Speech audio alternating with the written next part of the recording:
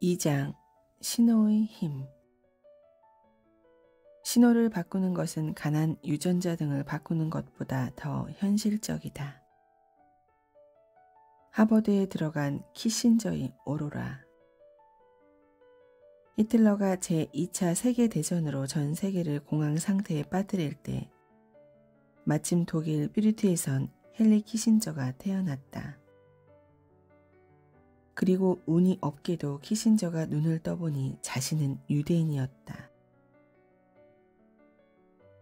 이것은 꽤나 절망적인 상황이었는데 율리우스 슈트라이허는 키신저가 태어나던 해에 그를 비롯한 유대인들을 세균 덩어리라고 불렀다.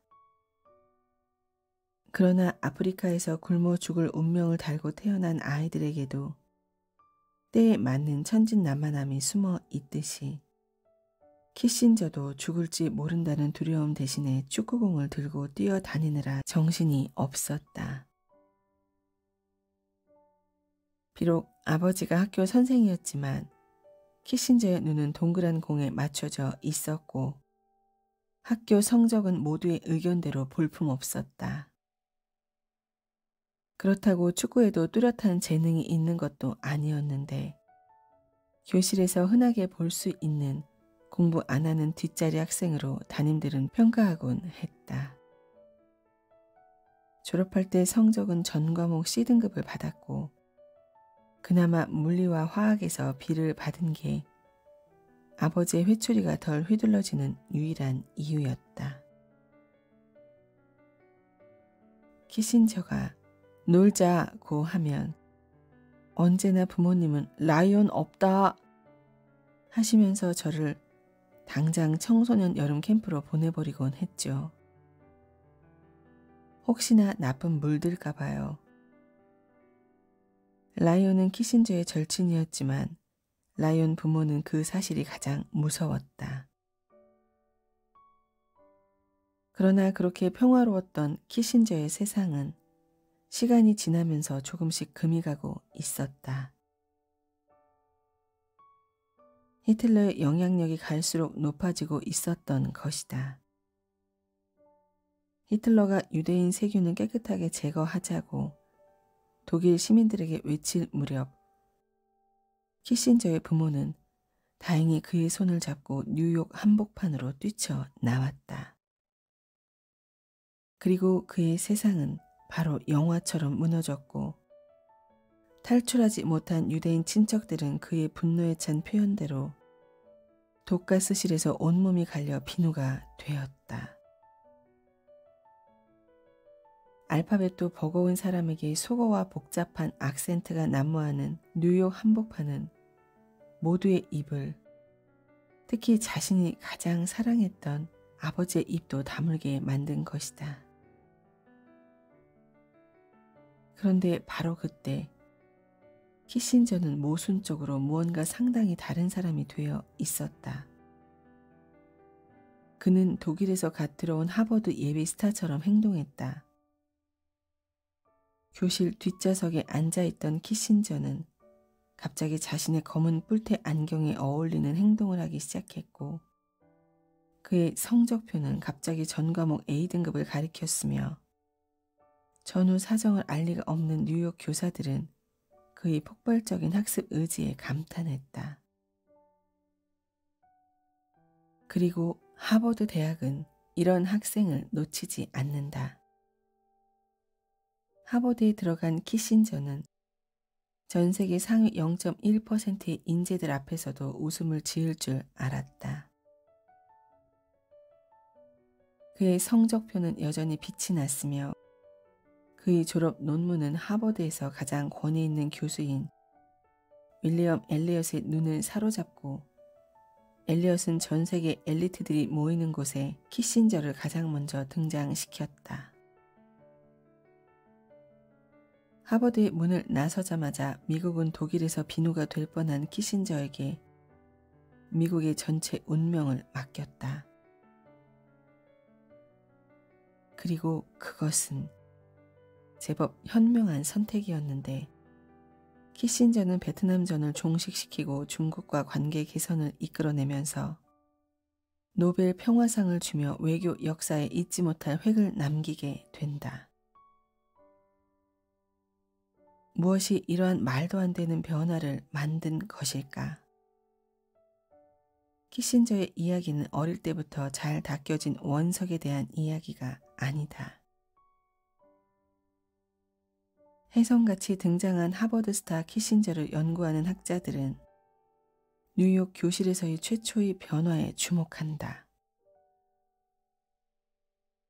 학업적인 우수성은 그곳에서 처음으로 드러나기 때문이다. 하지만 그것만으로는 불충분하다.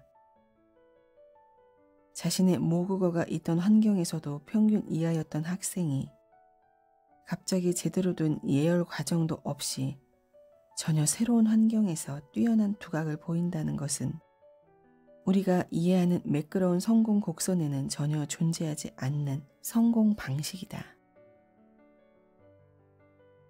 그러나 앞에서 우리는 페드로이아가 끝까지 휘둘렀던 방망이와 패러데이의 교훈을 통해 사회가 규정해 놓은 우리의 한계가 정작 실제 우리의 한계와는 다르다는 것을 확인했다. 사회는 평균적인 시기에 가장 빛나는 사람들을 찾고 승자와 패자를 나누지만 그 사회가 보내는 신호를 받아들이는 것은 우리의 몫이다. 허커비의 곡선처럼 우리의 빛은 상당히 다양하게 그리고 다르게 켜진다. 그리고 그 신호를 어떻게 받아들이는가에 따라서 각자의 성적표에는 상당히 많은 변화가 일어난다.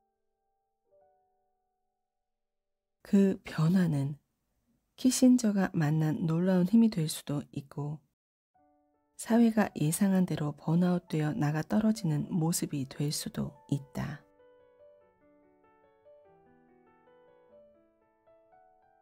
본질적 힘을 발견하는 차단의 법칙. 특정 분야에서 성공한 사람들이 그 성공 과정을 추적해 본다면 당신은 무엇을 가장 먼저 눈여겨볼 것인가? 보통 사람들이라면 그 사람이 기울였던 많은 노력의 시간들을 볼 것이다. 아니면 그 사람이 태어날 때 재능을 한 움큼 쥐고 태어났는지 또는 부모가 그 아이의 재능을 얼마나 지지해 줬는지 등도 평가할 수 있다. 세계 요수의 심리학자들은 보통의 우리보다 근본적으로 이 문제를 오랫동안 고민해 왔다. 그리고 그들의 연구에서 가장 먼저 놀라게 되는 사실은 심리학자들이 성공하는 사람들을 연구할수록 노력하려는 개인의 소박한 의지보다는 그들을 둘러싼 긍정적 환경의 신호들이 그들을 순환적으로 더 노력하게 만들었다는 점에 있다. 이를 확인하기 위해 먼저 심리학을 전공한 신경생리학자 벤저민 라벳의 실험실부터 들어가 보자. 우리가 만약 그 역사적인 실험의 참여자가 된다 해도 특별하게 할 일은 없다.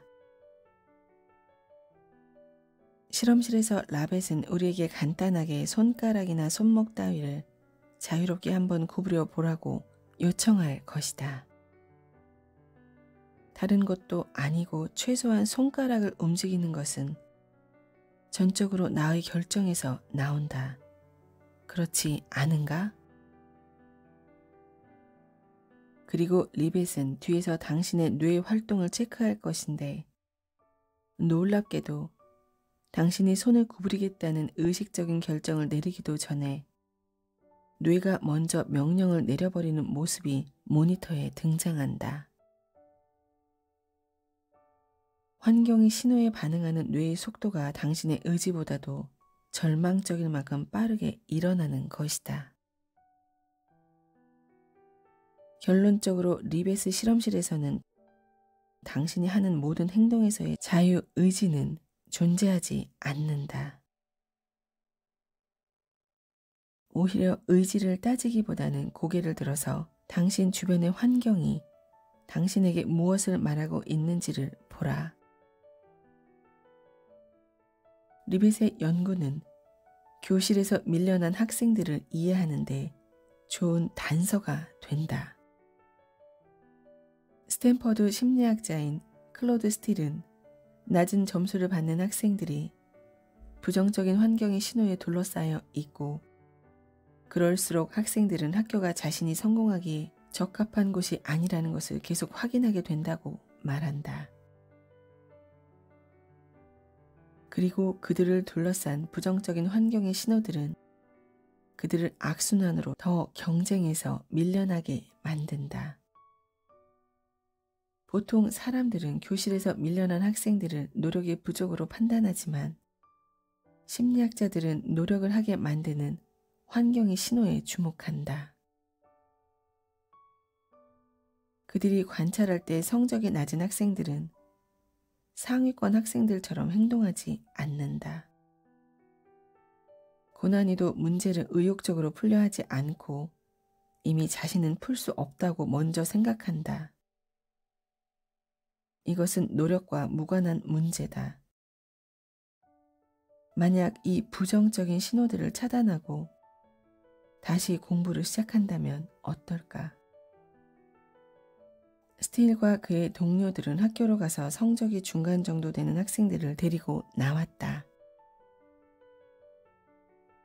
그리고 학생들을 세 분류로 나눠서 아주 간단한 환경의 신호를 던졌다. 첫 번째 그룹엔 상위권 학생과 경쟁해야 한다는 신호를 보냈고, 두 번째 그룹의 경우 상위권과 비교당하던 부정적인 환경 신호들을 차단시켰다. 마지막으로 세 번째 그룹엔 부정적인 환경 신호를 차단하면서 공부는 자신의 힘을 키우는 의미 있는 경험이라는 긍정적인 신호를 보냈다. 과연 이 간단한 신호들이 무엇을 바꿀 수 있을까? 스틸의 주장대로 눈으로 바뀐 것은 없다. 학교 선생님은 여전히 같았고 교과서도 바뀌지 않았으며 시험지 또한 언제나처럼 객관적이다. 게다가 우리는 공부 못하는 학생들이 열등감을 이야기하는 것을 핑계라고 여긴다. 그러나 스틸은 누구도 예상하지 못한 결과를 얻었다.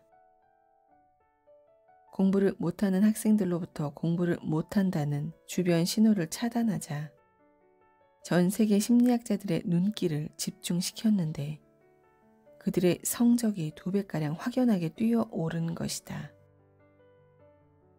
특히 마지막 세 번째 그룹의 학생들에게 이러한 반전의 효과가 시간이 지날수록 강해졌다. 변변찮은 주립대학이나 갔을 학생들에게 아이비리그의 입학장이 보였던 것이다. 이 놀라운 연구에서 외형적으로 바뀐 것은 아무것도 없었다. 이 모든 변화는 온전히 학생의 내면에서 일어났다. 스틸이 최초로 발견한 이 현상에서 더 인상적인 지점은 이러한 변화를 위해 당신의 유전자와 부모님이 어떤 사람인지 또는 얼마나 공부를 열심히 해왔는지 따위를 꼬치꼬치 캐묻지 않아도 된다는 사실이다. 바로 지금 환경의 신호를 차단하고 목표에 온전히 집중한다면 변화가 일어난다. 부정적인 신호를 차단하는 것은 개인이 내면적 힘에 다가가게 한다. 그리고 하버드 대학 심리학자인 헤더 그레이 교수는 스틸의 연구에 이어 긍정적인 환경 신호에도 의문을 품었다. 열등생들이 부정적 신호 때문에 성적이 떨어진다면 1등급 학생 상위 1% 같이 긍정적인 환경 신호를 계속 받는 상위권 학생들에게서 이 신호를 차단하면 어떻게 될까? 하버드 대학의 마가렛 쉬 교수는 실험을 통해 상위권 학생들을 향한 성적에 대한 긍정적 신호를 꺼버렸다. 그러자 자신의 우월함을 더는 확인할 수 없는 상황이 된 상위권 학생들이 고난이도 문제를 풀 때 성적이 현저하게 떨어졌다. 그러나 다시 중위권 학생들과 경쟁을 치르게 하자 상위권 학생들의 성적은 눈에 띄게 올라갔다. 쉬 연구에서 우리가 놀라게 되는 부분은 중위권 학생들이 가지는 열등감이 상위권 학생에게는 우월감을 느낄 수 있는 연료로 쓰여진다는 점이다. 특히 그 우월감에 대한 신호가 노골적일 때보다 은근하게 배어 있을 때 상위권 학생들의 성적은 눈에 띄게 높아졌다. 마치 자신의 특권을 즐기는 듯이 성적이 올라갔지만 정작 그 연료가 사라지면 상위권 학생들의 성적은 다시 뚝 떨어졌다. 이 효과는 너무 분명해서 심리학자들의 여러 분야 실험을 통해서도 반복해 증명이 되었다. 누군가의 낮은 위치와 무너진 열등감은 반대의 사람에게는 조용한 우월감과 성취감이 된다. 심리학자들이 관찰하면 할수록 이 환경의 신호가 누군가에게는 선순환이 또 다른 누군가에는 악순환으로 이어지는 것이 목격되었다. 그렇다면 이렇게 거대한 차이는 어디서부터 시작되었던 걸까? 예일대 심리학 교수인 리처드 니스벳은 우리가 어렸을 때 아주 사소했지만 결정적이었던 인지 문화에서부터 답을 찾고 있다. 심리학자들의 관찰 결과 전문직 부모는 시간당 2,000개의 단어를 아이들에게 구사하지만 노동 계층의 부모는 고작 1,300개의 단어를 사용한다. 이것이 3살만 되어도 전문집 가정의 아이는 3천만 개의 단어를 듣게 되지만 노동 계층에서는 2천만 개 이상은 듣지 못한다. 아이들은 여기서부터 이미 학습량에 상당한 차이를 겪게 된다. 그리고 이 아이들이 처음으로 부모님의 품을 떠나 교실 문을 밟았을 때 교사의 눈에는 3천만 개의 단어를 접한 미래 명문대생과 2천만 개 이하의 단어를 접한 공장에 있을 아이들이 구분된다. 그리고 파리 오에스트 낭테르의 대학의 패드릭 고슬링은 교사들이 제자들의 성적을 어떤 식으로 해명하는지 연구했다. 연구 결과 교사들은 성적 부진의 이유를 주로 가정 환경에서 찾은 반면 우수한 아이의 성적은 하나같이 교육진의 뛰어난 능력 때문이라고 여겼다. 결국 이 과정에서 아이들의 재능은 상당 부분 무시되고 긍정적 환경의 신호가 사라진다. 그리고 대부분이 중위권 성적의 학생으로 눌러앉게 된다. 그러나 한번 상위권에 진입한 아이들의 성적은 로슨솔의 손가락으로 누적되고 강화된다. 스틸이 바꾼 것은 이렇게 파괴적인 신호들에 대한 차단이었다. 사회심리학자 로랑 베그의 지적처럼 자기 자신에 대한 생각은 상당 부분 타인의 판단에서 온다. 스틸은 그 잘못된 판단을 차단시키는 중요성을 처음으로 밝혀냈다. 이들의 연구 결과는 우리의 의지보다 의지를 만드는 긍정적인 신호들이 훨씬 강력하다는 것을 알려준다. 학생들이 똑같이 연필을 잡아도 왜 어떤 학생들은 끝까지 버티는 반면에 어떤 학생들은 포기해버릴까? 이 질문에 대한 답은 이제 풀렸다. 그것은 각자의 신호가 다르기 때문이다.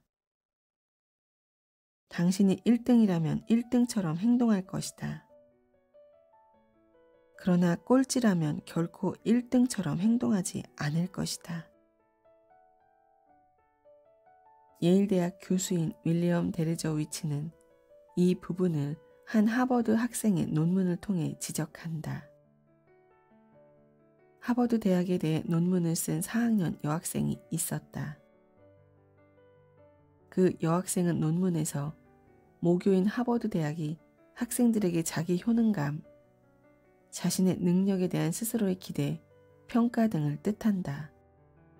을 주입하는 데 아주 뛰어나다고 기술했다. 세상 속으로 들어가 자신이 하고 싶은 일은 무엇이든 할 수 있다는 식으로 말하는 것이다. 또한 학생들 중에는 시험에서 A 학점을 받고 문제가 너무 쉬워서 라고 말하는 아이가 있는가 하면 내가 똑똑하니까 라고 말하는 아이도 있다고 했다. 잘난 척하는 것처럼 들릴 수도 있지만 그 여학생이 말하고자 한 바는 하버드 대학이 이 중에서 후자처럼 말하는 유형의 학생들을 길러내는 능력이 뛰어나다는 것이었다. 그러나 이들과 반대로 대부분의 평범한 학생들은 평범해지는 신호를 받는다. 평범한 신호를 받는 학생들은 아무도 내가 똑똑하니까 라고 말하지 않는다. 반대로 나는 평범하니까 라고 말하는데 익숙해진다. 주변의 신호가 1등의 신호가 아니라면 이제 우리는 그 신호부터 차단해야 한다. 심리학자인 앤 크리스틴 포스테는 환경의 신호는 우리가 그것을 신뢰해야 영향력이 생긴다는 사실을 연구 결과로 밝혀냈다. 모든 환경적 신호는 받아들이는 대상이 자기 신호라고 생각해야만 영향을 줄 수 있다. 만약 자신을 향한 부정적인 환경의 신호를 인정하지 않으면 그 신호의 효과는 적어도 개인에게는 분명하게 차단되는 현상이 발견되었다. 그 어떤 사람이라도 자신을 만드는 환경적 신호를 인정하거나 거부할 수 있고 그 영향력은 대단하다는 것이 연구 결과로 밝혀지고 있다. 인간은 기본적으로 사회 체계를 신뢰하도록 성장해 왔기에 개인을 향한 부정적인 환경의 신호도 신뢰하도록 진화해 왔다. 그러나 이제 그것을 거절해야 할 이유가 분명하게 밝혀졌다. 내가 만약 교실에 가서 너는 외계인이라고 학생들에게 말한다면 아무도 나의 말에 반응하지 않을 것이다. 하지만 몇몇 중위권 학생들을 불러내어 너의 인지 사고력은 다른 학생들에 비해 떨어지는 편이라고 말한다면 그 학생들의 성적은 현저하게 더 떨어진다. 이것이 바로 심리학자들이 발견한 사실이다. 학생들이 내가 던지는 신호를 자신의 것으로 흡수해버리는 것이다. 하지만 그 신호를 차단하는 것도 자신의 선택이라는 것을 알게 된다면 학생들의 성적은 떨어지지 않는다.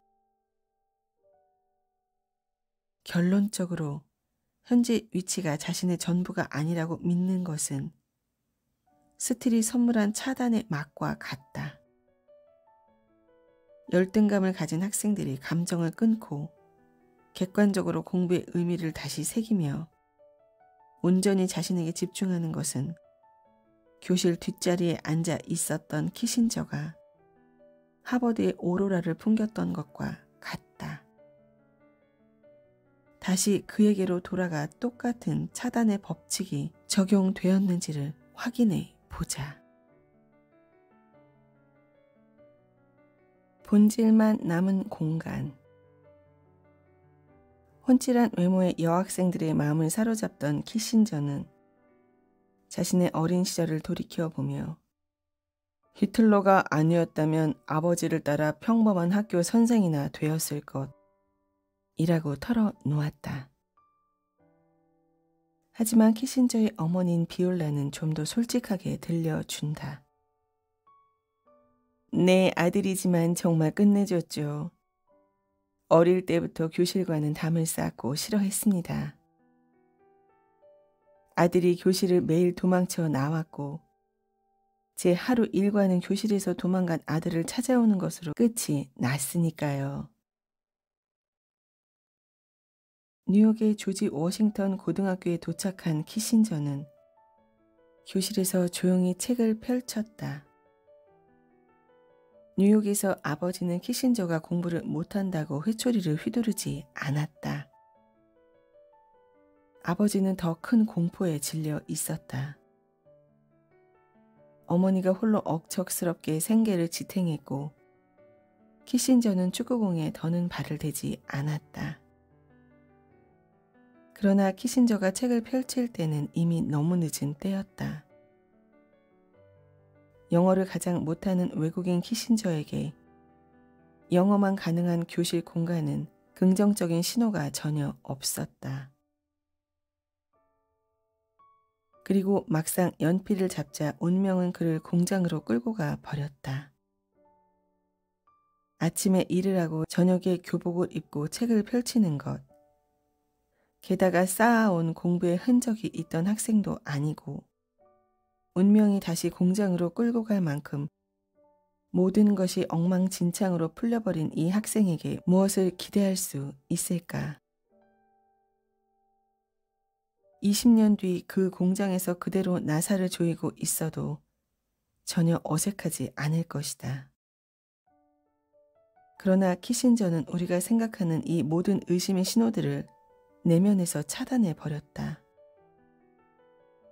면도용 소를 만드는 공장에서 커다란 고무장갑을 낀 채로 솔에서 나는 역한 냄새와 물을 쥐어짜는 역할을 맡았던 키신저는 11달러에서 시작해 임금이 30달러까지 올라갈 만큼 공장에 제법 잘 맞는 근로자가 되었지만 그의 일을 감독했던 알렌 애셔는 다른 이야기를 들려준다. 그 친구는 몸으로는 일을 하고 있어도 마음은 항상 다른 곳에 가 있는 것 같았습니다. 잠깐의 기회가 생길 때마다 책을 꺼내서 읽고 야간 학교 공부를 하더군요. 대신 모두와 더 단절을 하고 계속 책만 보는 모습으로 많은 학생들과 담을 쌓는 공부를 조용히 해 나갔다. 그의 오랜 멘토였던 프리츠 크레머는 이렇게 이야기했다. 키신저는 자신을 정의했던 세상이 다 무너지는 것을 직접 마주하고 겪었습니다.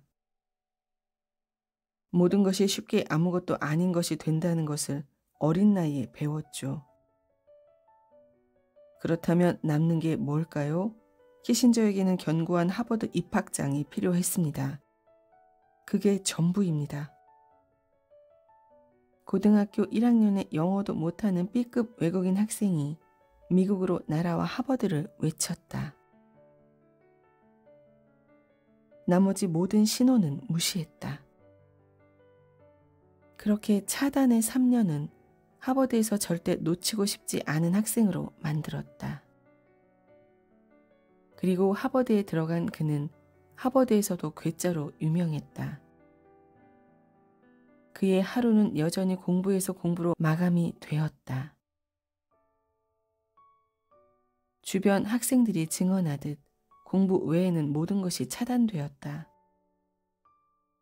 마지막 졸업 논문은 하버드 대학의 모든 학생과 교수들을 깜짝 놀라게 만드는데 자그마치 377페이지 분량이었다. 하버드의 어떤 학생도 이 정도의 분량을 쓸 생각을 하지 않는다. 그것은 하버드 대학이 생긴 이래로 가장 긴 논문이었고 지금까지도 손꼽히는 가장 인상적인 논문이 되었다. 하버드는 키신저의 논문 이후로 졸업 논문 페이지를 150페이지로 제한을 걸면서도 그에게 그해 하버드 최우수 졸업생의 마크를 달아줬다. 하버드를 명예롭게 졸업하고 미국을 좌지우지하는 자리까지 올라간 키신저는 미국 대통령마저 자신만 바라보게 만들었다. 원래 국가안보보좌관과 국무장관은 보통 서로 다른 두 명의 관료가 맡게 되어 있지만 이 시기 키신저는 이 둘을 자기가 번갈아 하면서 사실상 미국의 유일한 외교 채널로 활동했다. 키신저의 결정적인 경험은 그를 만들었던 세계가 모두 붕괴된 경험이었다. 그것은 너무 가슴 아픈 비극이었지만 비극에는 교훈과 희극의 씨앗이 숨어 있다. 모두가 비극으로 흙을 덮어버릴 때 그 자리에 다가가 조용히 씨앗에 물을 줄 알았던 것은 키신저 혼자였다. 그렇게 키신저는 외롭게 모든 것을 바꿨다. 그리고 이 모든 시간이 다 끝났을 때 독일 퓨리트는 키신저와 그의 부모를 퓨리트를 빛낸 얼굴로 영광스럽게 초대했다. 그가 한때 축구를 즐겨 차던 곳과 유대인 금지 푯말이 가득했던 그곳에서 사람들이 키신저를 보고 싶어 모두 길거리로 뛰어나왔지만 키신저는 조용히 공손한 표정으로 그곳의 방문을 거절했다. 형편없던 성적과 형편없던 병균 덩어리로 자신이 불렸던 과거의 그곳은 그에게 있어서 다시 돌아가지 않을 차단의 공간이었다. 천재들이 다시 일어서는 방법. 내 주변이 만드는 신호를 차단하는 것은 언제나 강한 힘을 가지고 있을까? 키신저가 뉴욕 한복판에서 전혀 다른 성공의 길을 만났던 것처럼 바닥을 뒤집은 사람들의 근원에는 주변 차단의 힘이 녹아져 있는지를 보다 보편적 범위에서 확인해 보자. 그러기 위해 우리와 정반대로 어릴 때부터 신동이라는 소리를 듣고 재능을 누리고 있는 사람들을 만나보자. 영국의 리버풀에는 수학을 정복하기 위해 태어난 것으로 보이는 한 남자아이가 있었다. 아이의 어머니는 4살 때부터 구구단 대신 아이가 이의 거듭 제곱을 암송하는 것을 신기하게 바라봤다. 그리고 11살이 되자 아이의 장래 희망은 부모가 강요하지 않았음에도 세계적인 수학자로 기록되어 있었고 교실 뒷자리에서 매일 엎어져 자도 그의 이름 존 코네이와 대입 수능 점수는 신문으로 크게 찍혔다. 대학은 마음대로 골라갈 수 있었는데 아이는 그 중에 캠브리지 대학을 선택했다. 그런데 딱 거기까지였다. 세계적인 대학에는 세계적인 인재들이 몰린다. 그리고 그 인재들이 모인 도서관은 불이 꺼지지 않지만 코네이는 캠브리지에서 게임으로 밤을 새우는 날이 더 많았다. 그리고 얼마 안 가 코네이의 타고난 재능은 캠브리지대 학생들의 노력에 쉽게 추월당했다. 그러나 코네이는 자신의 현실을 잘못 이해하고 있었다. 저는 자존심이 높습니다. 사실 저의 재능에 비해 제가 지나치게 겸손한 것이 약점이 된다고 봐요. 제가 겸손하지만 않았다면 정말 완벽했을 텐데요. 안타까운 이야기다. 어릴 때 기대를 모으는 신동 중의 상당수는 주변의 과도한 기대로 스스로 무너져 내리거나 코네이처럼 사람들이 인정해주는 달콤한 맛에 취해서 더 올라가지 않는 실수를 저지른다.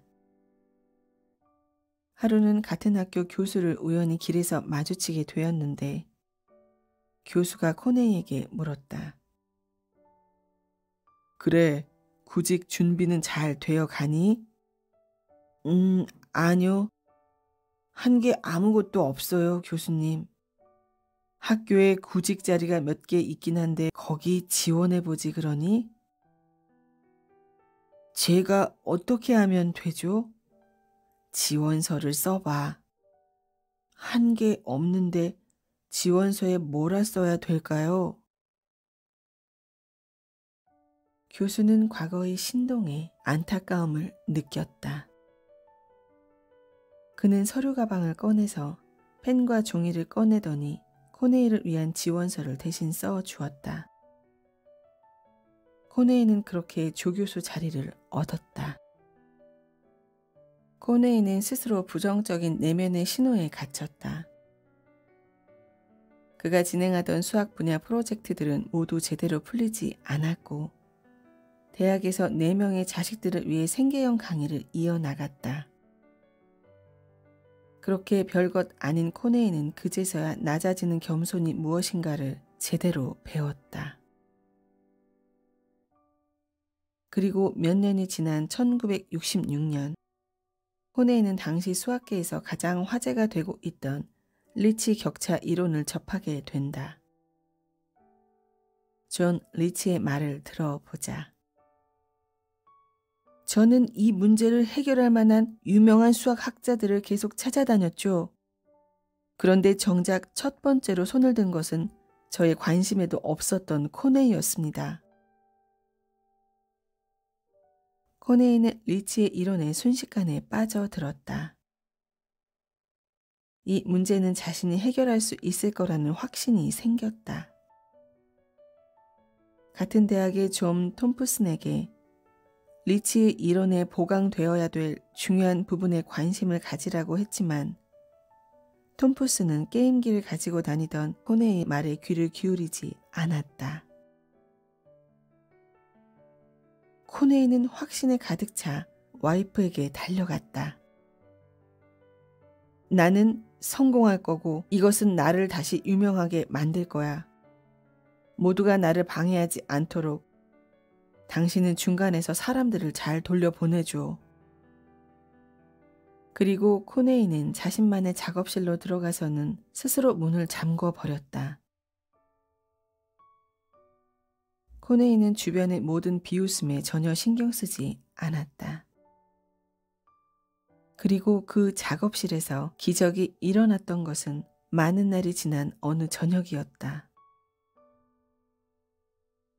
그 크기는 4157 776 806 543 360 000이다.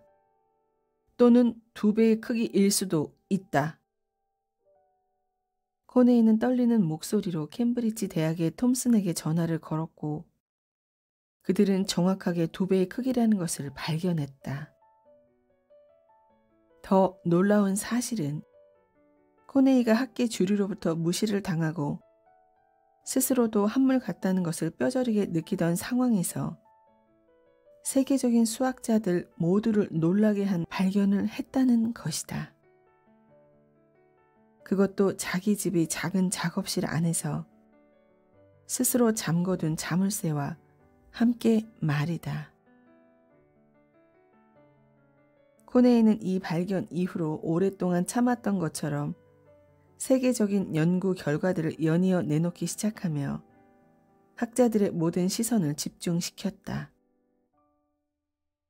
불과 몇 달 전 내놓은 프로젝트마다 풀리지 않고 게임기로 현실을 도피하면서 어렵게 대학 강사 자리 언저리를 맴돌며 자신을 비판하던 이 남자에게 무슨 일이 일어났던 걸까? 하나의 아주 작은 긍정적인 신호가 다가왔다. 그것은 리치 격차였고 코네이는 이 신호에 불을 붙일 줄 알았다. 사람들의 비웃음과 내려앉은 현실 속에 차가운 얼음 같던 부정적인 신호들을 끊어내고 자물쇠를 채워 불을 붙였던 이 남자는 그로부터 몇십 년이 지나 세계적인 연구 결과들을 누적시키며 아이작 뉴턴과 알베르트 아인슈타인, 앨런 튜링과 함께 세계 최고의 학자로 런던 왕립학회에 기록되었다. 내가 이것을 잘한다고 느끼게 되는 것은 매우 중요한 감정이며 강점이다.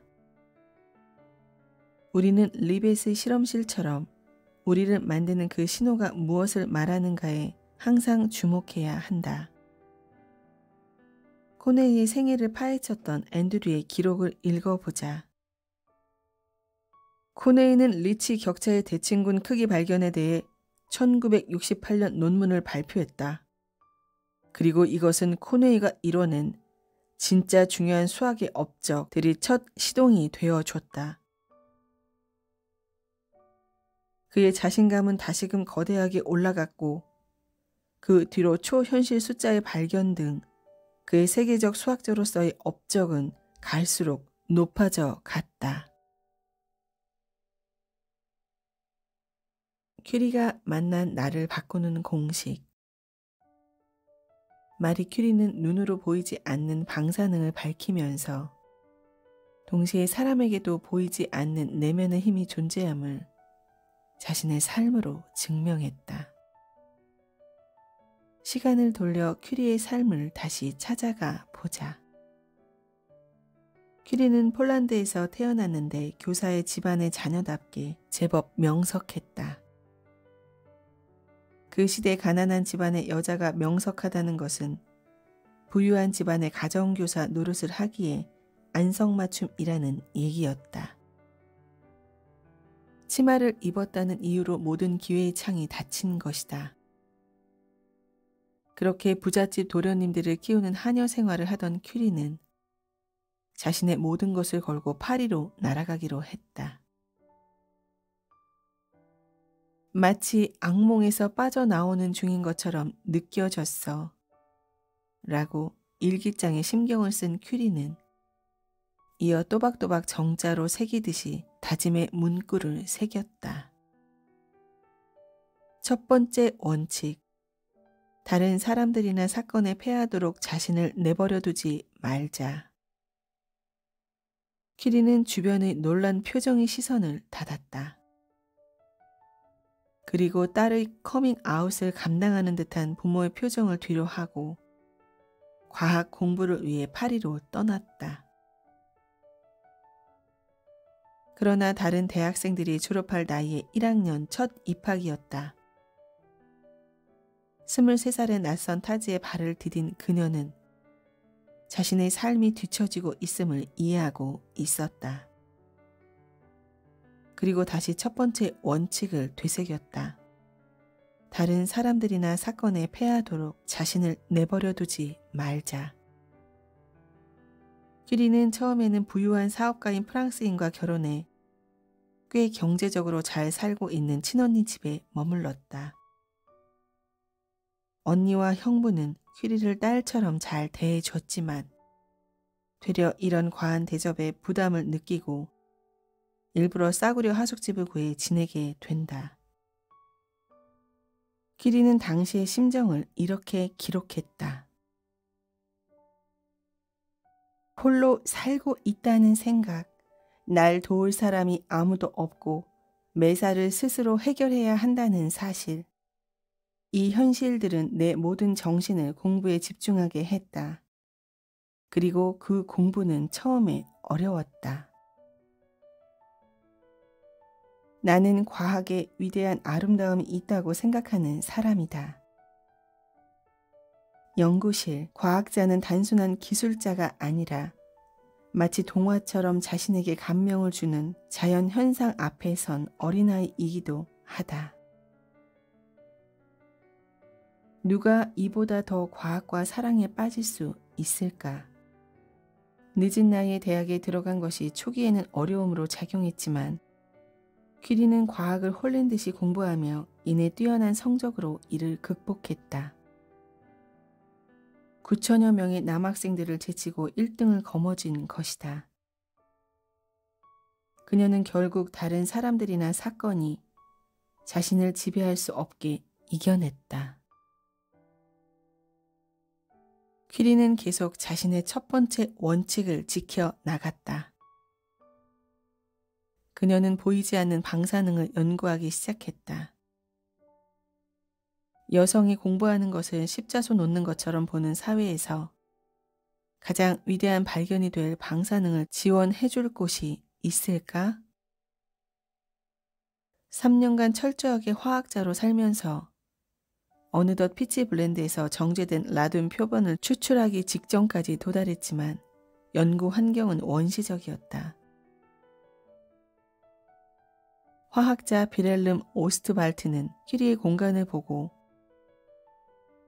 축사나 감자 저장고처럼 보여서 화학실험 장비가 돌아가는 걸 보지 않았다면 사기를 치고 있다고 생각할 정도 라고 놀랬고, 물리학자 어니스트 리더퍼드는 여유 공간이 없는 연구실은 참으로 끔찍하구나 라고 말했다. 그 보잘것없는 시설이 미래의 노벨상 수상자에게 학교가 베푼 유일한 편이었던 것이다.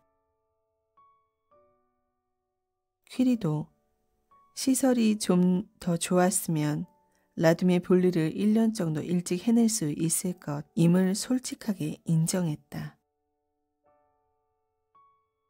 우리가 중요하게 확인해야 될 부분은 퀴리의 고백이다.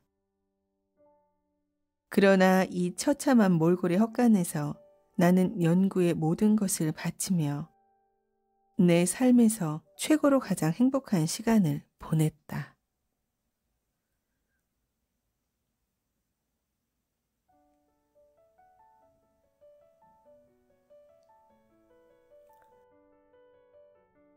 퀴리는 결국 라듐을 분리하는 데 성공하며 노벨상을 2번이나 받는 최초의 여성 과학자가 되었다. 그녀는 이 모든 과정이 두렵지 않았을까? 우리 같은 보통 사람과는 다른 존재인 걸까? 그렇지 않다고 그녀는 담담하게 이야기한다. 두려워해야 하는 것은 아무것도 없다. 이해해야 하는 것이 있을 뿐이다. 지금은 더 많이 이해해야 하는 때다. 두려움을 없애야 한다. 그녀는 세상에 보이지 않는 물질이 있다는 것의 발견만큼이나 우리에게 의미 있는 한 가지를 선물했다. 그것은 우리의 보이지 않는 힘이다. 두려움을 만드는 신호를 차단하고 우리가 꿈꾸는 것의 가장 본질에 다가갈 때 우리는 그 힘을 만날 수 있다. 그렇게 우리는 새로운 변화를 만들어야 한다. 그것이 키신저와 신동이었던 코너웨이, 그리고 큐리의 삶이 남긴 교훈이다.